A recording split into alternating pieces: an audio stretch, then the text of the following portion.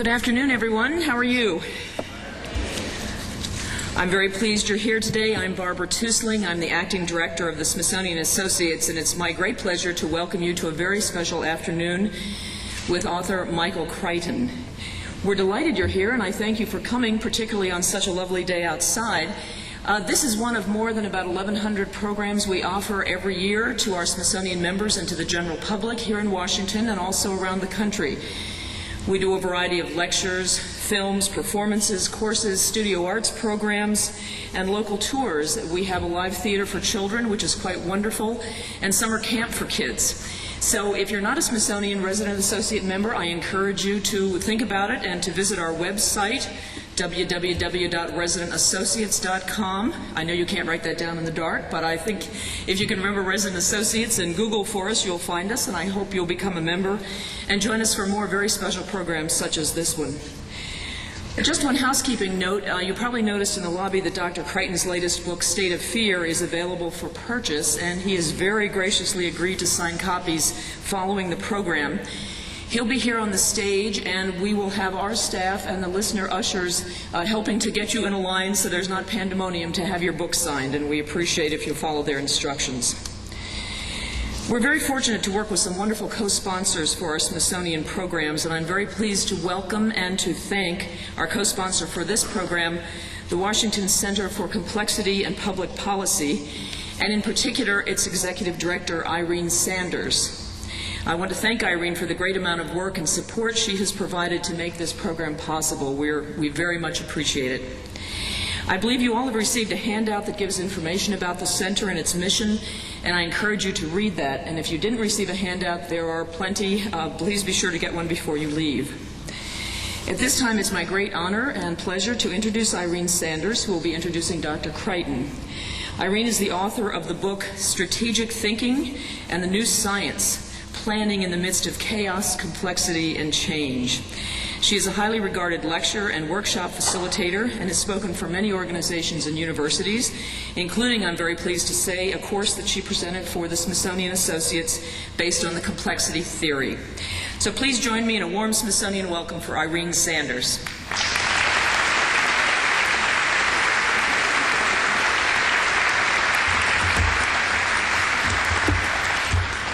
I would say it's nice to see all of you, but I really can't see you from up here. But I want to welcome you, nevertheless, to this wonderful afternoon with our special speaker, author Michael Crichton. And I want to thank Barbara, and I also want to thank the staff of the Smithsonian Associates, and especially Melody Curtis, who've just been great in working with us and making this whole event possible. The first time most people heard the term chaos theory was in the book and then the movie Jurassic Park. As you may remember, Jeff Goldblum's character in the movie, Dr. Ian Malcolm, is a specialist in chaos theory. And as the drama unfolds, he explains what's happened or gone terribly wrong on that mysterious island. One of the things that chaos theory tells us is that in complex systems with many interacting and interdependent components, systems like that can be very sensitive to small changes. In a nonlinear dynamical system, small changes or disturbances in the system can propagate through space and time, creating unpredictable and dramatic results at some point in the future. This is known metaphorically as the butterfly effect, a term which evokes an image, and lots of cartoons, of a world so interconnected that a butterfly fluttering its wings in Asia can cause a hurricane in the Atlantic. The lesson from Jurassic Park? Don't mess around with dinosaur DNA because it might grow up and come back and bite you in the rear end. When Jurassic Park was published, those of us in the complexity community were thrilled that Michael Crichton had taken some of the basic concepts from chaos and complexity and made them easy for the public to understand and remember.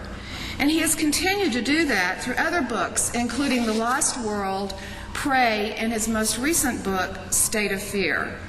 But it was his strong statement in the author's message at the back of State of Fear that compelled those of us at the Washington Center for Complexity and Public Policy to extend an invitation to him to be our guest speaker today. And I'm going to read that statement to you. In the 35-odd years since the environmental movement came into existence, science has undergone a major revolution. This revolution has brought new understanding of nonlinear dynamics, complex systems, chaos theory, catastrophe theory. It has transformed the way we think about evolution and ecology.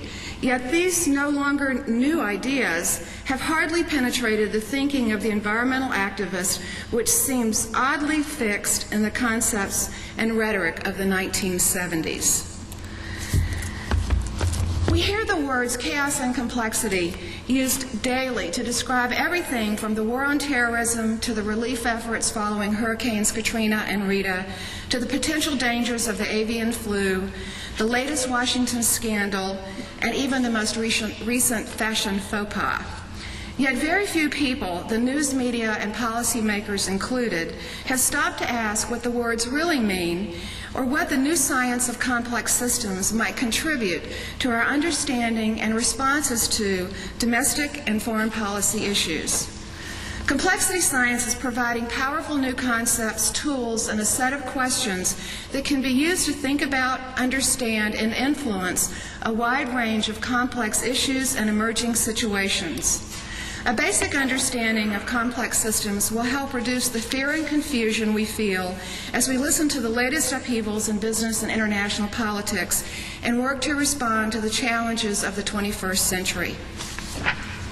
Michael Crichton's novels have helped many understand the importance of complex systems research, as well as the uses and potential dangers of science and technology at the cutting edge. His science fiction thrillers are highly engaging, informative, and terrifying. I just recently spent several sleepless nights rereading The Andromeda Strain and Eaters of the Dead. Art is an invaluable partner to science. Artists' interpretations of life's many faces help us understand more about ourselves and our world. Through his art, Michael Crichton makes science real, interesting, and understandable. He shows us how new scientific discoveries might enhance or endanger our future, and his work often foreshadows the real questions and dilemmas we'll face in the future. Michael Crichton is a graduate of Harvard Medical School with an undergraduate degree in anthropology. As the creator of the modern techno-thriller, his novels include The Andromeda Strain, Congo, Jurassic Park, Airframe, Timeline, Prey, and State of Fear. He has sold over 150 million books, and his books have been translated into 36 languages. He is also the creator of the television series ER. He is the only person to have held at the same time the #1 book, the #1 movie, and the #1 TV show in the United States. He has won an Emmy, a Peabody, and a Writers Guild of America award for ER. He even has a newly discovered dinosaur named after him, a Crichtonsaurus bolini. Please help me welcome our guest speaker, Dr. Michael Crichton.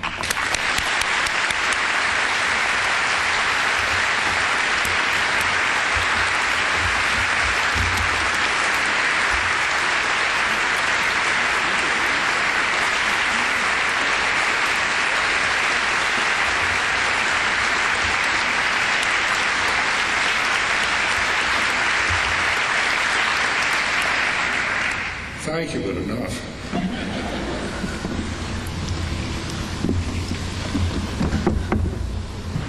Thank you, Irene. I'm delighted to be here. And I was here just a couple of weeks ago giving Senate testimony when I think this is going to be a lot more fun and possibly more informative.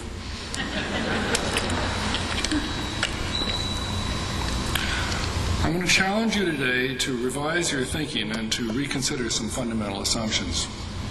Assumptions so deeply embedded in our consciousness that we don't even realize that they're there. This is a map by the artist Tom Friedman. Well, I have to tell you, my favorite story about wrong assumptions is a story about a guy who goes on vacation and he leaves his cat with his best friend.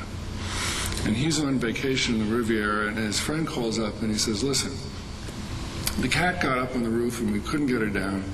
So we called the fire department, and then the cat jumped to a tree, and the fire department wasn't able to get the cat, so the cat fell and the cat's dead. The man goes, oh my God. He says, how could you do that to me? He said, well, what was I supposed to do?